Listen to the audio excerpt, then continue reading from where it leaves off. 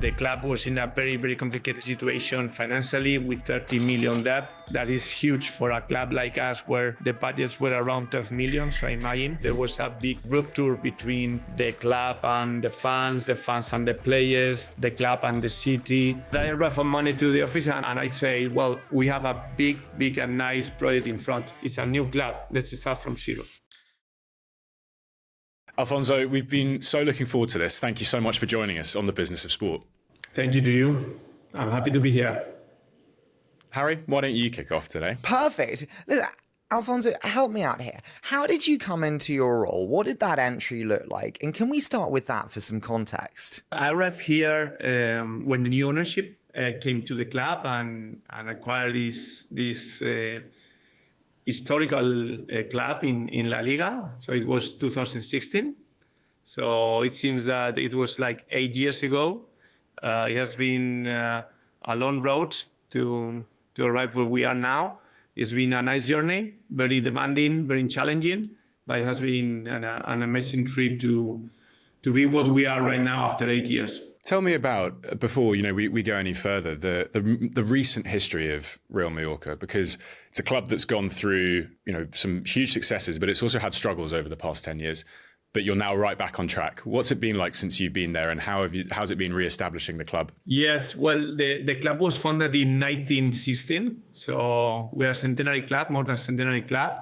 So imagine in all these years how many difficulties the club has faced, how many successes they have had. So it's a long history. I will say that it's a really loved club in Spain because who we are, because I would say the kind of football we have been doing, in general offensive football with very good quality players.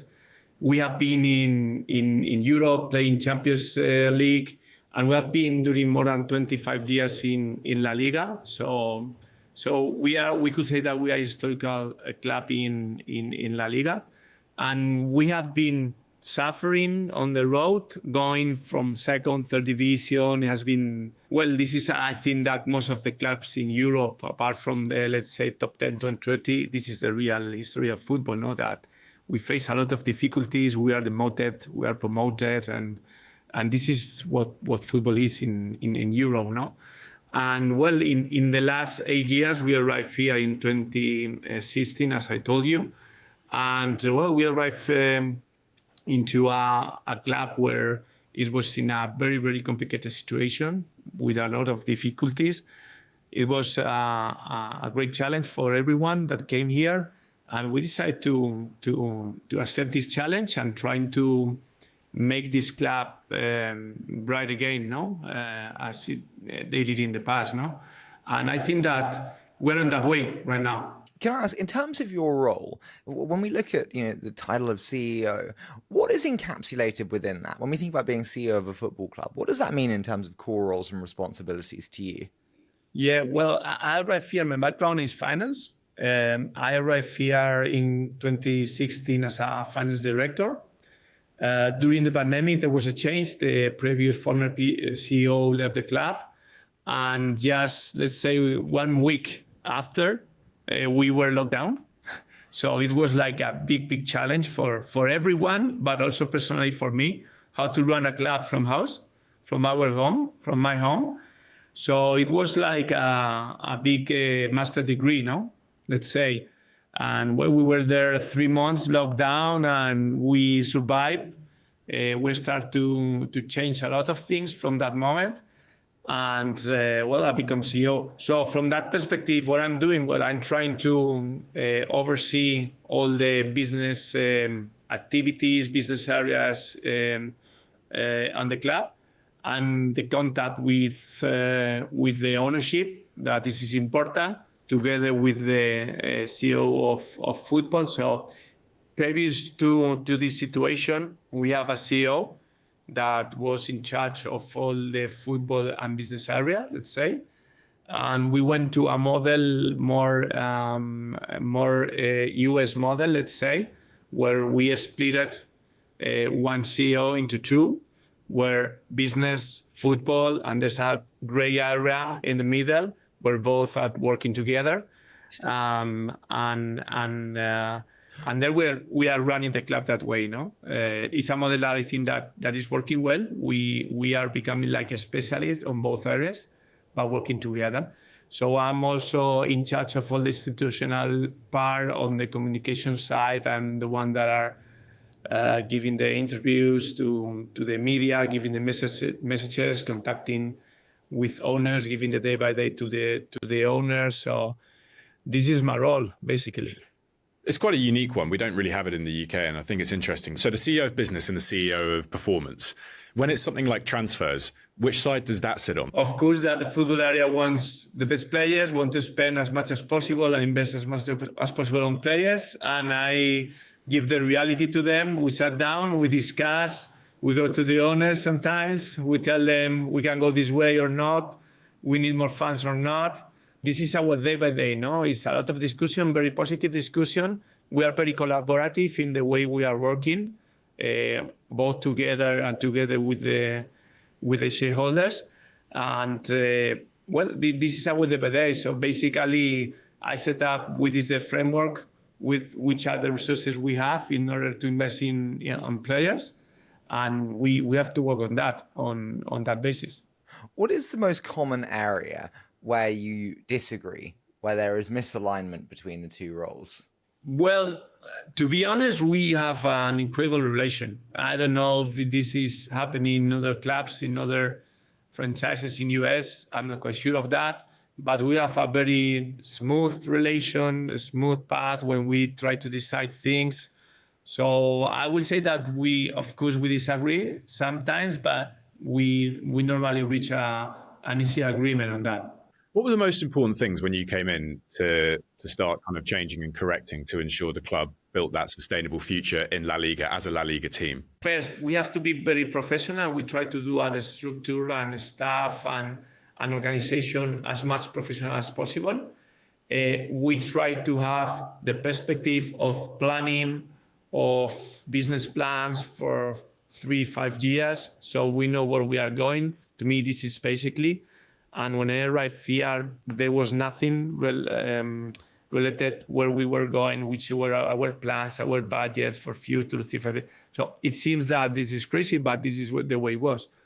And so to me was organize all this from the finance perspective, and then try to find which was our aim, our goal, our business plan, sit together with the organization, with the shareholders, and explain where we were going. And this is what we are keeping and doing every summer. In fact, we are now on this, which is our business plan, our budget for the next season, where we are going, etc. So when we arrive here, the first thing we try to do is identify which were the main issues, the main problems we were facing. The club was in a very, very complicated situation financially, with a bankruptcy situation of 30 million debt. That is huge for a club like us, where the budgets were around 12 million. So imagine in a situation that socially there was a big rupture between the club and the fans and the players, the club and the city. So it was a situation that was very complicated at the beginning. The reality is that we want to be focused on the pitch. So the first team should make us change and make us progress. So this was our first priority, having a good first team, invest everything on the pitch to stabilize the club, no? The reality is that the year after we arrived, we were demoted to third division after 35 years. So, what was going through your head then? Like you're in the third division then. You've got big debt. It doesn't look good. No, it was tough. It was tough, and I came from a totally different industry. I was working in General Electric for years, in LG Electronics for years, in the finance departments. So it's like a more comfortable environment without big changes in the day by day. And football from one week to another, you go up and down, it's crazy. So I was shocked. This is the reality, but I'm a positive. My way of seeing things are in a positive way. So I suffered during 2 weeks. The weekend after we were demoted, it was very tough. Personally, professionally, I left everything behind to bet for this project. But I arrived on Monday to the office and I say, well, we have a big and nice project in front. Let's start from scratch. Let's start from zero. Let's say there's nothing. It's like our first day in a football club. It's a new club. Let's start from zero. And this is what we did. We restructure everything. We restructure the organization, the staff, the players, totally new squad. Everything. We start from zero, and it's a very nice project. So if you see from that perspective, it's okay. Let's do a new club. Talk to us about the investment that you've got within the club, because it's a unique kind of group of people who are now owning it, and the importance of them coming in and being able to again play a part in re-establishing Mallorca. Yes, you mean the investors? Yes, yeah. Yes. Well, the investors arrived here, as I told you, in 2016. They are all of them from US. The profile of investors we have are investors that has been former sportsmen. And this is really important because they have this mentality of facing problems, facing difficulties. They know that normally you lose more than you win in sports, that this is really important in the day by day. They are businessmen too, and they knew perfectly where they were going. So they know that in sports you need time. So the project has to be a long-term project. You have to be patient and being very professional, and doing this, the things will come, no? So basically our president and main owner is Andy Colbert, that was a former tennis player. We have as main investors also Steve Nash. I know, well, probably you know him, MVP, Hall of Fame, NBA, superstar in the NBA. We have Steve Kerr, that is the current coach of the Warriors. He played in this big team when in the best times of the Bulls and Jordan. We have former football players like Glenn Lesaux, that he was playing in England national team. So all of them knows perfectly about sports and football. So this is the background of our investors. And they wanted to invest on football because it's the most practiced sport worldwide, because it's practiced by men, women, and they decide to come to Europe, of course to Europe, because it's where the big clubs and football, it has more stability, more secure investment. It has to be in Europe, and they try to find where was the best place to invest, but the best league, and which league has the more opportunities to grow. And here they saw that the Spanish league had the proper regulations there for financial controls, that it was so their investment was going to be safe. And the capacity of growing of La Liga was really huge and big in terms of TV rights. So they decided to come here. They looked for different clubs. And finally, they found this nice club in an incredible destination, an island that was Mallorca. And they decided to invest in Mallorca. Can I ask a blunt question, which is like, when we look at budgets for a club, how much does it cost to run like Mallorca for a year? We have been in the 3 divisions. Let's say that in third division, we have like 5 million budget. Okay. In second division, we have around 12 when we arrived here. And we ended in the 22-23 season, audited numbers in 85 million.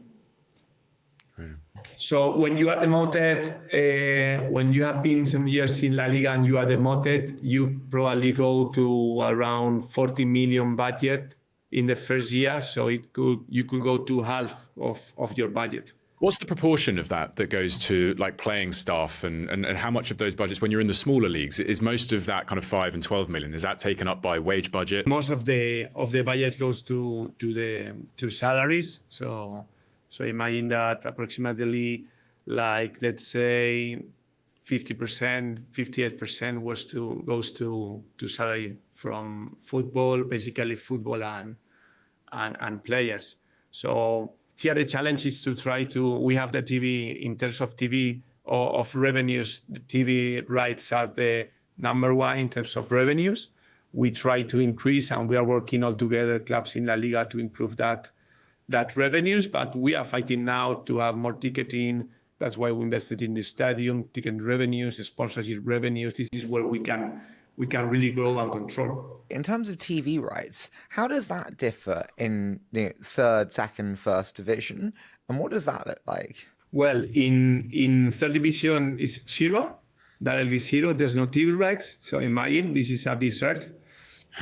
Then you go to something in like 6 to 10 million in second division, and then you go a club like us, something around 45 million TV rights. Wow. It's been media rights in general in Europe are quite a big topic at the moment, just based on the packages that are out there and the struggle to sell a lot of them. What's it been like in the La Liga cycles and you being a part of those discussions? Is it all centralized through the league, or do you as clubs participate in that negotiation? Well, around 10 years ago, there was completely decentralized. The TV rights belong to the clubs, and they manage and negotiate by themselves. So there was a big discussion about what to do. There was a law, so the government wanted to help to control and stabilize the clubs. They were in bankruptcy processes. They were not well run. There was a financial control. So La Liga started to work on this with all the clubs. And we have been professionalizing the clubs. We put the financial regulations, and we centralize the sale of our TV rights. And we have growing every year our revenues on TV. So it's really controlled, regulated by law. That is important how that amount is split. And La Liga, in the name of the clubs, is the one that is negotiating and managing the TV negotiations and revenues. Speaking broadly across clubs, does the dependence on media rights now financially, does that concern you as a chief executive? Yes, because it's the biggest revenues in the club. The biggest resources come from TV. So we depend a lot on TV. It's true that I think that we are doing well. We're improving day by day. But what we have to do is focus a lot on improving our revenues in the other areas on the club that basically are sponsorship and ticketing. So we are working a lot on that now. What are the proportions? So you've got TV rights at like 45. What's number two? Is that? Yeah, so let's say that normally, typically, it was sponsorship and ticketing, but now we are increasing a lot our ticketing, at least in our club and in general in La Liga clubs. So let's say that in our case, and I can tell you the numbers, that is not a problem, we are around 45 on TV, around 11, 12 on sponsorship, and around 10, 11 in ticketing. So ticketing, we are working a lot on that. We invest on the stadium experiences. We are trying to change the whole experience during match day to make more fans, having more attendance, having more people during the stadium during match day. How does that compare to other clubs in La Liga? If you're kind of looking at those sponsorship and ticketing, is that on the lower end, or is that kind of good? It's close to the average, to the mid table. So our goal is to be a top 10 everywhere. I mean, on the ranking, on the pitch, that is difficult. It's tough. We are day by day improving, but we can be a Champions League in terms of revenues, of everything we are doing, and this is our goal. So we let's say that we are around top 10 in terms of revenues, operating revenues. We had the owner of Ipswich and Rhode Island and Phoenix Rising on the show recently, and he said about kind of the opportunity for the one core revenue line to be developed being selling great players. Do you factor in that as a reliable revenue line, or is that like could happen, but I'm not going to put much weight on it in a budget? Yeah. Well, there are different models in the clubs. No, you can have investors where they want to have the profitability or the value of the clubs to grow very rapidly, and you focus a lot on investing on players, selling players, and as soon as the club has a good value with good assets, try to sell. Our model is completely different. We are a long term, so we prefer to have good players, keep them, and going up in the ranking and stabilize the club in the first division. That is our goal. So for us, it's important. A club like us is difficult to sell players with in a really high prices, but we are doing. For example, we are the kind of club where a good player, young player, can come, stay below, play a lot of games during 2-3 seasons, and they then go to a big club. And this happens, for example, with Kang In Lee, the Korean player. He came here, he stayed 2 years, and he went to PSG. And we did the highest transfer in the history of the club.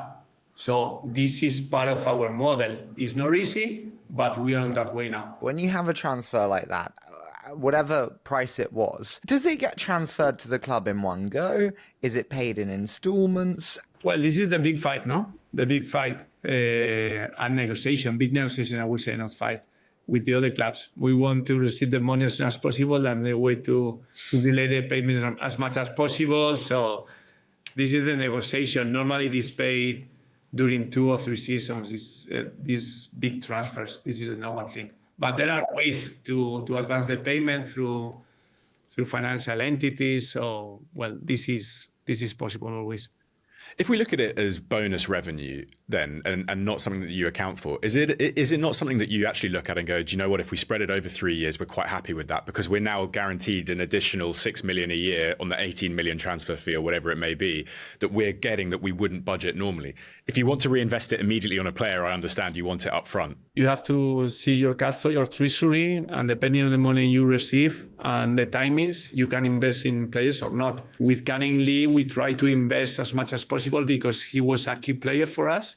And we made 2 big investments. In fact, the 2 biggest investments in the history of the club too. With Larry, our striker, and with one big player that is from here, from Mallorca, that is Sergi Darder. No? So we try to reinvest that money because the reality is that we are the kind of club that we will be fighting for the relegation in these years. So we need to reinvest to keep the level and to be in the first division. In fact, it's working well because we have been 4 years in a row in La Liga. So in the period of 8 years where we have been here, we have been 5 years in La Liga. So, and 4 years in a row. So this is what we have to do. The big asset for a club like us is being in La Liga in first division. It's the area where there can be the most conflict between really great business and keeping your fans happy and passionate. How do you manage the relationship when it comes down to the business transfer of a player that makes huge sense for the club and making sure the fans understand and are happy and kind of satisfied with the reinvestment strategy that you then put into the team? You have to realize and explain to the fans and to everyone who you are, who you really are, how to manage the expectations. So we are the kind of club we are, and people and our fans should know that those players with that level will probably leave. And it's a way to continue growing, to continue being in La Liga, and it's a process. So I think that people understand we have been talking about this during the last 8 years, and people understand now that we are the club we are. We were an historical club, but right now Mallorca is what it is. A big club with a big history, but fighting for no demotion, and we have to be in La Liga. And this is the process. In the future, we hope to have those players and they want to stay, and we have the financial resources to keep them here. On another core revenue driver being the sponsorships, how do sponsorships actually work? Do big companies call you up and say, I want to be on the the shirt and I want to be on the sleeve. You have to convert the brand into a very interesting brand. And we have worked a lot on during the 8 years. When we arrived here, the brand was very damaged because of everything that happened in the past years with the bankruptcy, with a very difficult situation. So the sponsors really didn't want to be with us. So it was a process when we have to rebuild the brand and to have the confidence of all the sponsors. So right now, we are a very good value brand in La Liga in Spain. So previous to that, we normally call to everyone and they say no. And right now, things have changed. We receive calls from the sponsors. They want to be with us. And those that are with us, they keep their commitment and they continue renewing their contracts. Do you have a benefit of being in Mallorca, off mainland Spain, the club in an island from a sponsorship perspective, rather than just being another La Liga club on mainland Spain? Does that change or not? Yes, for sure. It's a big asset. It's a big asset.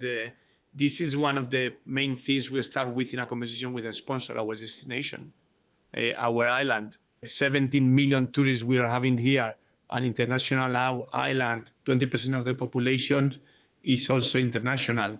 So this is a completely different world, I will say, in Spain, that is Mallorca and at European level. No, everybody knows Mallorca perfectly. So it's a great spot for the brands to say that I am in Mallorca. Everybody likes Mallorca. If you talk about Mallorca to anyone, you see a smile on the faces. So this is a big value for us. So now they call you up. Do they know what they want in terms of do they say we want the stadium, we want the shirt, or is it up to you to guide them in the right avenue for their brand? Well, it depends. There are some clubs that are, just start having contact with us, trying to understand who we are, what we are doing, and then we find a way. You need to understand which are the objectives, which are the willings, what they expect from us, and then you find the proper asset. Or there are the other ones that really come and say, I want the front of the jersey, the shirt, for example, because I want brand. That's all. Yeah. But nowadays, the sponsorship has changed a lot. In the past, it was just, I want the brand and that's all. Don't talk to me. Now you have to work a lot on activation of the branding, on the sponsor, and you need to generate revenues to the sponsor. This is really, really important now. The sponsor, the first thing they are going to tell you is, what are you going to do with me to increase my revenues, to increase my sales? So this is the perspective of the sponsorship nowadays. What do you say to that? Because a lot of it is brand marketing, which is it's not like Facebook or Instagram marketing where you can see click-through rates, you can see attribution, and it's very data-oriented.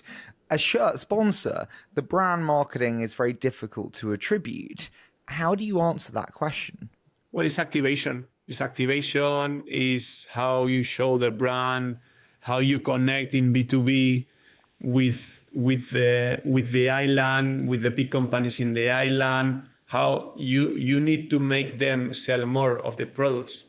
So this is a customized plan for everyone, and it's a conversation.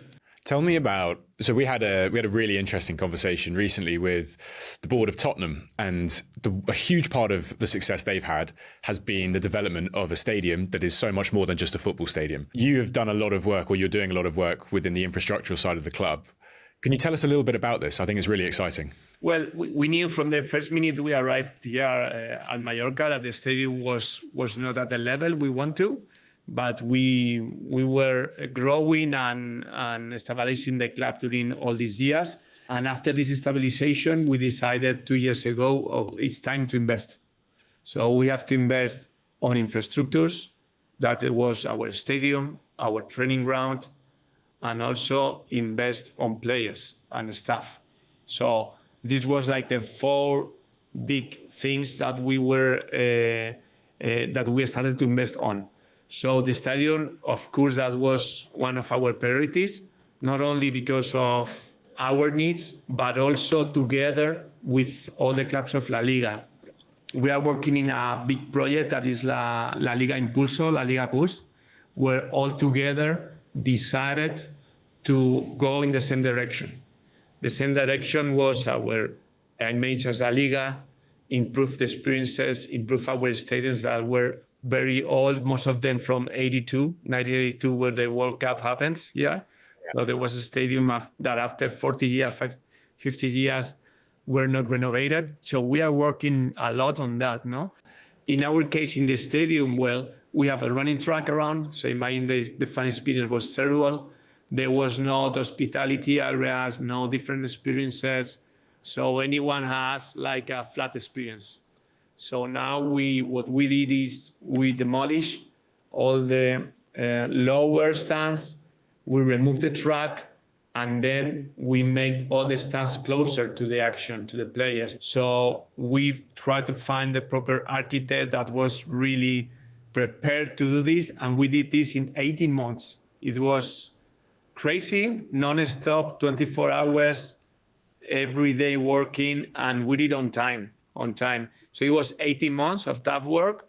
Meanwhile, we were playing games, so we didn't move to another stadium. But finally we did. And last January, we inaugurated the stadium, and it was an amazing experience for the fans, for everyone. So basically, we completely renovated the stadium. We completely renovated seats, new shade in one of the main tribunes, more hospitality and premium areas. 20% of our population are Germans, British, Nordic people that want to embrace our culture, this local event that is happening every 15 days. They want to be part of the society, of the biochemical society. And they are coming down. So we try to make that the stadium, if you come as a fan, you can find, you want to see it depending on the experience, on the prices. So this was, I think, the succeed. And we have grown a lot on attendance. For example, the number of fans, we came from 12,000, 60,000, and from 60,000 to 21,000 season ticket holders. This season in a stadium of 26,000 seats. So the attendance has grown, the number of season ticket holders grow. So, well, we are in the right direction, but completely changed the experience. And talking to other clubs that has passed through this, the change of the stadium, the new stadiums has completely changed the club. How much did it cost to redo the stadium? Well, as we were talking to you about the budgets and the resources we have, we had different projects, big projects of big renovation, 18, 19 millions that were totally unaffordable for us and not responsible from our side. So finally, we went to a model where we want to improve the stadium, the experience and all that, but with a very short budget. So finally, we spent 24 million on construction, plus around 6 million, 6 million in technology, infrastructures, and all these kind of things around. So basically, the construction was 24. What about things that aren't associated with football and match day? As you mentioned, you're a massive tourist island. You've got a huge amount of industry in and around the club. Have you built experiences in that aren't necessarily on a Saturday for a football match? Yeah, completely. I would say that Spanish football used to be just football. You come, you arrive 5 minutes before the game, and if you can, you leave 5 minutes before the end of the game. So this is our culture. This is where we are. But things are changing now. The stadiums are becoming better stadiums. In our case, are more comfortable, so you are more happy to come. You have more options of food and beverage. We have a nice fun area outside the stadium where you can do beers, have good food. So all this environment makes you come earlier. That is good. And then inside the stadium, we have worked a lot about how to make all these different experiences, different performance that show our culture to the world. Because at the end, we have millions and millions of TV audiences, and we are trying to have the basic things of our culture in the stadium as an experience for our local fans, but also to show. So this season, after we renovate the stadium, we are doing big things with our demons. We are demons. Our ancestral culture here are demons and fire. And that's why we are red and black. Yeah. And our mascot is a demon. So we are bringing this culture from the old villages in the island to the stadium. And this has been the whole year around all this. And it's nice because people wanted to come to see what we were doing before the starting of the game with lighting, music. Well, this is something that we are working a lot, and we have a plan also for the next season. So it makes people come, people enjoy, more young people coming. American sports are unbelievably good, generally experiential. They're great with their stadia and they're very good with their experiences. Has this been something that the US ownership group have been particularly keen to push for you as a club to be really good at? Well, of course that the owners know perfectly how the US experiences are run in US sports. Well, in fact, Andy Colbert, our president, is owner of the Phoenix Suns of the NBA. But it's important to say that we cannot just make a copy and paste of other experiences in other countries to Spain. We are totally different. So you have to take the best thing you see, and we have traveled a lot, we have visited a lot of stadiums, met with a lot of clubs, franchises, NBA, and try to take the best things of them and trying to customize them to the local needs, the local, your local fans. So this is what we are doing. And of course that the ownership are from US, and they try to support us and help us in new experiences that they see in US and try to somehow move here. But you have to be very careful, because if you don't do it in the right way, it's not well understood or misunderstood by our fans. But CVC put around 2 billion into La Liga, right? And that's invested in the league centrally. So it's not a club. The clubs get a portion of that revenue. But then obviously you're giving up control to some extent of a league to private equity. Can you tell us from the club's perspective what that deal has actually meant for you? It has been a great boost for the clubs. I think that those investments that we are doing now, that we have been doing, or the clubs has started to do now in the last 2-3 years, could take a decade, 10 years, 11 years to go to that level. This complete renovation of the stadium, of our training ground, investment of some of the players. So we will have need 10 years at least to go to that level. And we have pushed thanks to the CVC funds. So La Liga as a whole will improve. The clubs will have more revenues. So you are investing and you have a return on that investment through new revenues. And this will make the clubs grow. And I'm sure that the TV revenues will go up also. So what portion of that deal do you get as a club? Is it a percentage of their investment that comes down into the clubs? Yes. Well, there's regulation that was approved by the leagues, depending on the last 5 years.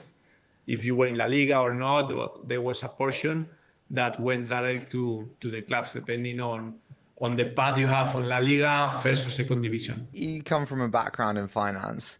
What would you prefer as a financial investment, investing in a league or investing in a club? It depends on the kind of investor you are. There are passionate investors that need to be there in a club, suffering, enjoying the way. Just investors that put the money in a club and they don't want to do anything or know anything, or invest in the league. To me, I would prefer to invest in a club, be sustainable, and enjoy the ride if I can. So, and I think that this is what our ownership is doing. They like sport. They want to be here. They want to enjoy everything we are doing, and they are passionate of sports. No, that's why they have been here. Despite we have been in third division, they have continued here. Do you think the influx of private equity cash into sport, into football in particular, now it's a good thing as long as there can be enough control retained by the sporting governing bodies? Yeah. I think that the agreement in this case with CVC and La Liga has been great for the clubs. It was the right moment. And we need to do that because if not, it was going to difficult to grow as a clubs and as a Liga. So it has been convenient and good for the moment we were.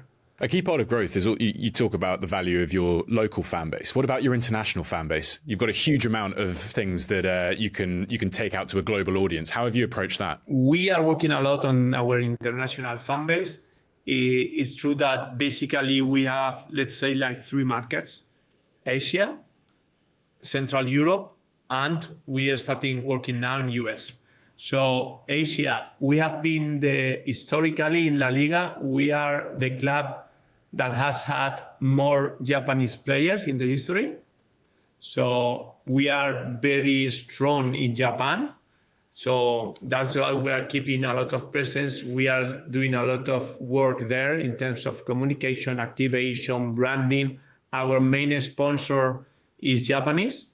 We have just signed a new Japanese player.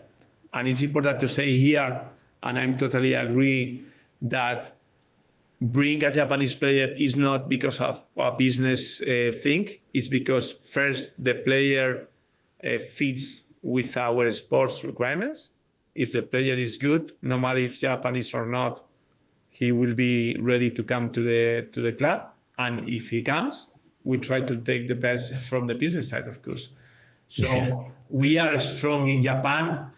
Just to give you some numbers, Sports Navy Yahoo, that is the big reference in terms of sports communication and media in Japan. We are top 3 among European clubs. We have not had in the last 3 seasons a Japanese player, and we have kept these top 3 positions. Just Real Sociedad, Manchester City, and us. Really? So we have 140 million views in the Sports Navy, and this without having in the last 3 seasons a Japanese player. So this season, we are going to work even more on that. So. And in terms of what does it mean? What does it mean to work even more on that? Does it mean going out pre-season in Japan? We are working on Japan.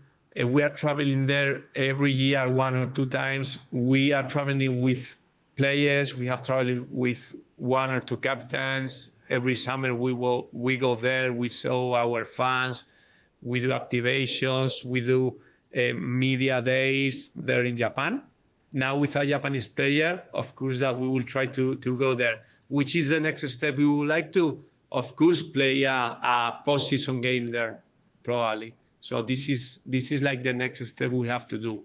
Also, we reached collaboration agreement with a J-League club, that is Shimizu Spurs. And this is important for us. We want to be in the market. We want to find these Japanese young players' talents. And we are working there with these collaboration agreements, and it's also a link to Japan and to the Japanese football. You've mentioned, a huge number of tourists that come from Europe, from countries in Europe. Here we have to analyze which other tourists are coming up to the island, which are the residents that are in the island. So basically, we have Germans and British and Nordics. So those are like our 3 big markets. I would say that right now we are working a lot with the German market. We have around 4 or 5 million visitors during the summer, so it's really huge. So we are working a lot on those markets. So we go there, we talk in the same language. We want to do watch parties, games together with La Liga. La Liga has those offices in Europe, Germany, London, also has in Japan, in Asia, has in US. So we always go with the hand of La Liga to those markets and try to do activations, make noise, talk to them, social media, and try to have the engagement of those fans.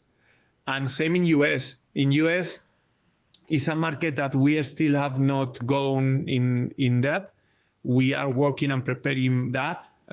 Of course, that because our ownership is from US, but because I think that is the epicenter of football in the next 2-3 years, because of the World Cup, because of the growth of football or soccer in US.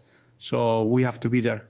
I'd love to do a quick fire, Alfonso. So we say a short statement, you give us your immediate thoughts. What's the hardest part of running a club? How to manage the expectation of your fans. What do you know now that you wish you'd known when you joined? It's a process. We have been working on that. It's a process. You need to work a lot on your fan base. You need to realize that the real owners of the club are the fans. You have to realize and be sure that this is the way it is. And you have to work on that pace and on that way. It's really important. What excites you the most about Mallorca and the project that you've got going? The challenge, I always say, and after we established the club, after 8 years, after we complete renovated of our new home, our new stadium, we're in a Liga in 4 years in a row, and I say, this is just the beginning. This is how I see it. We have not done yet anything. I meant to ask when we were talking earlier, but I've got to ask, what was it like last year with the run to the Copa del Rey final, which was incredible for you? Incredible, amazing. We didn't beat Athletic de Bilbao. We didn't win the cup. It was material thing, but we won a lot with our fans. What we live was amazing. It was something not material. The loyalty of our fans go to another level. How they felt there, the proud of the fans of our fighters. Our 25 players were fighters there on the pitch, trying to fight and to win a team that has 3-4 times our budget. And we fought till the last minute. Was really, really amazing. And we have won a lot since that game. What do you think the world does not understand or fans don't understand about football transfers? Well, as of now, to be honest, we have not had big issues on that because we have tried to explain who we are, and they understand that it's a way to continue growing when you need to transfer a player. So we have not had this issue, but I understand that in football in general, in this world, is difficult to transfer one of your best player, no? So you have to explain, to have your reasons behind and why you decide to sell a player and try to explain that it's not because of money normally. There's all the kind of different ways of investing in a club and plans for a club. But the way we're running our club is we are not selling players just to have more money. It's just to continue reinvesting on the club and grow. So I can give you any sponsor that you want to come and sponsor Real Mallorca. Who do you want? Who's the brand that you think would be amazing to have as your sponsor? Good question. Well, I would say some big technology company. Nowadays, I think that it's important to have these tech companies worldwide to be there. They are not really in sponsorizing clubs. Probably they don't need brand, but I think that we will need that, and also those big companies talking about sustainability. For us, and we're working on that, is really important. We are working now with Presiro Group, German company, and we are in a destination, an island that need to be. We need to take care of the island. There's a lot of tourists, a lot of population, and for us it's really important we will be really proud of having someone being with us and helping us to be the leaders of the sustainability of this island. Final one from me. Okay. England, Spain on Sunday. We've got the benefit of hindsight, and when this gets released, we'll know the result. But what are your thoughts? Well, to be honest, I think that Spain is favorite because of how he has been playing. I think that not because I'm Spanish, but because the way they have been playing, how they have controlled the game, the quality of the players they have overcome difficult situations that in the semi-final, starting with 1-0 against. And I see a very solid team. But England is England. You always give all. Your fan is going to be amazing during the game, and this is difficult to manage. And you have Bellingham there, so Bellingham is a great player. He can do a lot of things on the pitch. So let's see. I think that is going to be a very, very tie game, and let's see what happens. Alfonso, listen, thank you so much for agreeing to do this. This has been so much fun. I really appreciate the transparency. You've been fantastic. Thank you to you. I'm so happy to be here with you, to know you, and congratulations for your podcast. That is really amazing.